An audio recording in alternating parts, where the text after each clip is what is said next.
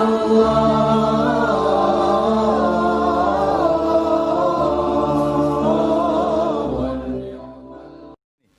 mohon izin, saya sama Indonesia itu kan bercinta, termasuk dengan medianya, Mas. Namanya juga bercinta, Mas. Sebenarnya saya mulai tahun 98 saya tuh ngambek berat. Saya tuh sakit hati luar biasa, tapi aku tetap cinta. Ya.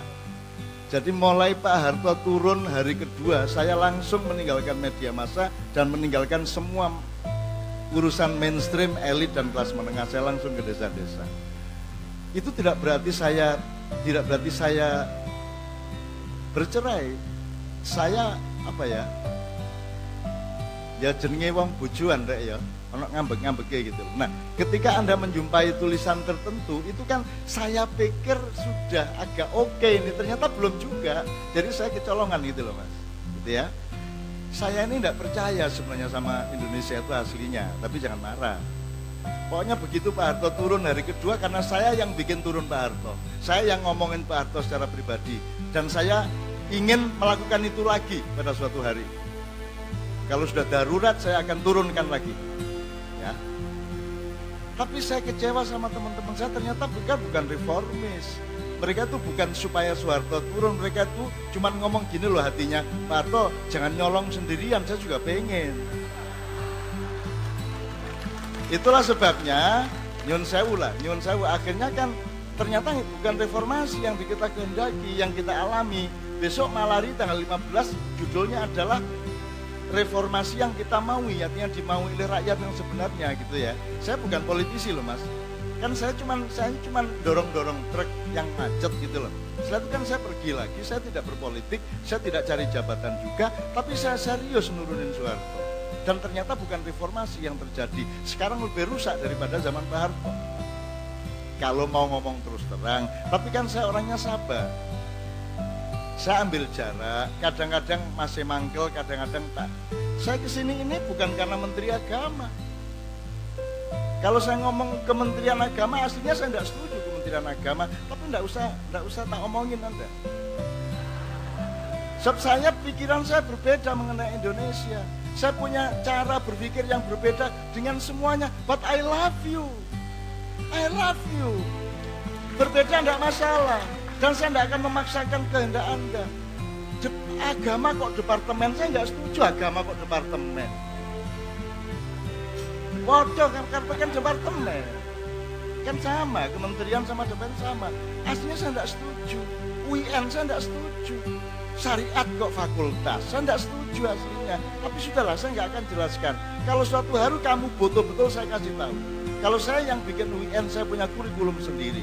Tapi kan saya tidak memaksakan, Pak. Ya, saya nggak setuju ini sama NKRI hari ini, saya tidak setuju. Presidennya aku nggak setuju. Sistemnya aku gak setuju, aslinya aku gak setuju. But I love you. But I love you. Kalau wanita terlanjur hamil, apa kita pukulin laki-lakinya? Atau anaknya kita lahirkan dan kita santuni?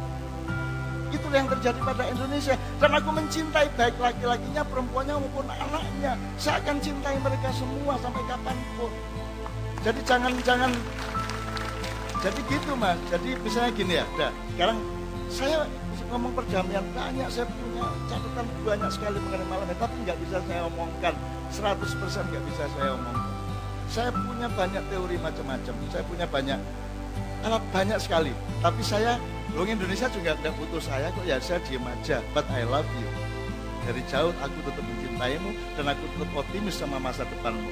Aku concern kepada anak cucu Anda dan aku sudah mengerti masa depan mereka akan bagaimana, insya Allah. Teman sekalian, saya kasih contoh satu. Misalnya dalam Islam itu ada 4 jalan, Pak. Ada 4 jalan. Jadi ada 4 istilah dalam Islam yang semua artinya jalan. Pertama, sabilillah. Sabil artinya jalan. Ini anak-anak TKI kita di Korea, di Taiwan itu banyak yang visabilillah. Maksudnya visanya habis terus dia pakai visabilillah. Ya, ini sabil 1, nomor 2 syariah, dari kata syari itu jalan juga artinya. The road ya, road, R-O-A-D. Terus ada torikoh, itu dari kata torik, jalan juga. Terus ada sirotol mustaqim, sirot artinya jalan juga. Tapi belum pernah di-maintain, belum pernah dielaborasi, belum pernah dibunyan dan ditasrih, belum pernah di-manage secara sistem. 4 ini sebenarnya pembagian tugasnya bagaimana. Orang Islam sukanya level, berpikirnya hierarkis. Misalnya syariat, hakikat, makrifat, itu level. Itu bukan level. Ya. Jadi kalau saya menafsirkan, tapi sekali lagi ingat, omongan saya belum tentu benar. Yang benar omongan Allah. Jadi kita bertengkar sekarang ini karena setiap orang merasa Allah, setiap orang merasa paling benar, setiap orang pasti benar, kan begitu. Itu yang bikin kita bertengkar. Enggak, omongan saya belum tuh benar, dan kamu jangan ngikut saya. Saya enggak butuh pengikut. Saya tuh diikuti diriku sendiri udah pusing. Ngapain aku punya pengikut banyak orang? So I don't care. Saya bilang, saya tidak butuh pengikut. Saya tidak punya umat, saya tidak punya siapa-siapa. Aku hanya punya satu, ya Allah. Aku mengalami nasib kayak apapun di dunia, aku tidak keberatan asalkan Kau tidak marah kepadaku. Marah kepadaku itulah yang paling berat bagiku. Bahwa aku jadi kere di dunia, no problem, asal Engkau ridho kepadaku. Kan begitu. Nah, jadi sekarang saya coba menafsirkan itu, tapi belum tuh benar loh ya. Itu benar ya. Sabilillah, sabil itu apa?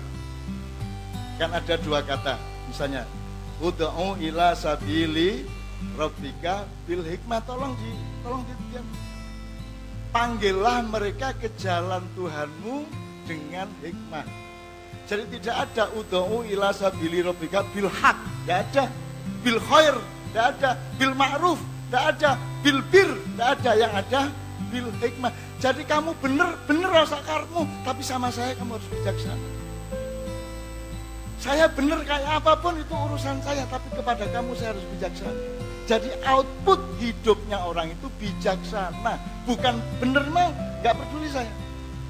Warung itu yang penting bukan dapurnya, tapi suguhannya di warung, betul nggak? Jadi keluarnya ke orang lain harus hikmah. Makanya Allah mengatakan, panggillah mereka semua ke jalan Tuhanmu bil hikmah, bukan bil hak. Sementara sekarang ini setiap kelompok haknya masing-masing yang ditonjolkan. Iki yang benar kamu kafir, saya benar kamu musyrik, saya benar kamu bid'ah, kan begitu. Padahal Allah mengatakan ud'u ila sabili rabbika bil hikmah, bukan bil hak. Kan al-haqqu min rabbika, coba cari ayat yang lain. Oke, saya teruskan, saya persingkat. Jadi sabil itu menurut saya itu arah saja. Pokoknya Rono rek ya. Mana Bandung, arah mana Bu? Sana. Oke. Pokoknya nang Bandung sana loh, itu namanya sabil. Itu namanya sabil.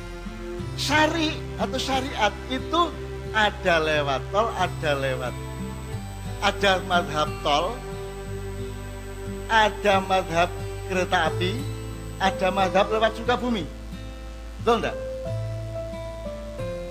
Jadi syariatnya adalah jalan yang tersedia. Syariatnya itu jalan yang tersedia. Torikahnya apa? Torik jalan juga. Torik itu caramu menempuh jalan, caramu nyetir, caramu memilih jalan. Kamu milih tol, apa milih kereta api, apa milih kereta cepat? Yang belum ada. Itu torikot namanya. Nah sekarang Pak Menteri, menurut sampean negara ini urusan torikot apa urusan syariat? Urusan syariat apa torikot ini negara? Anda bikin negara itu urusan torikot apa syariat? Kan gini, caramu jalan semaumu asal kamu tidak melanggar marga jalan, asal kamu tidak melanggar batas jalan, kan begitu. Jadi kamu bikin republik monggo, asalkan akhlakmu baik, adil secara sosial, kan begitu. Kamu mau khilafah enggak apa-apa, yang penting outputnya adil apa tidak. Mau republik monggo, kerajaan monggo, persemakmuran monggo, Commonwealth monggo, federasi monggo, asalkan outputnya keadilan sosial. Jadi jangan bingung apa republik apa khilafah, wong outputnya sama-sama tidak adil secara sosial, kan begitu, betul enggak? Jadi nomor 1 outputnya, maka torikot adalah urusan Kamu milih jalan yang mana terserah. Yang penting outputnya adalah keadilan sosial, sila kelima. Itu namanya Torikot yang keempat. Yang keempat adalah Sirot al-Mustaqim. Sirot al-Mustaqim ini kita semua nggak tahu. Besok kita mati, sekarang sholatnya masih minta jalan yang lurus, Sirot al-Mustaqim. Artinya itu presisi terakhir dari pencapaian hidup kita. Jadi kira-kira.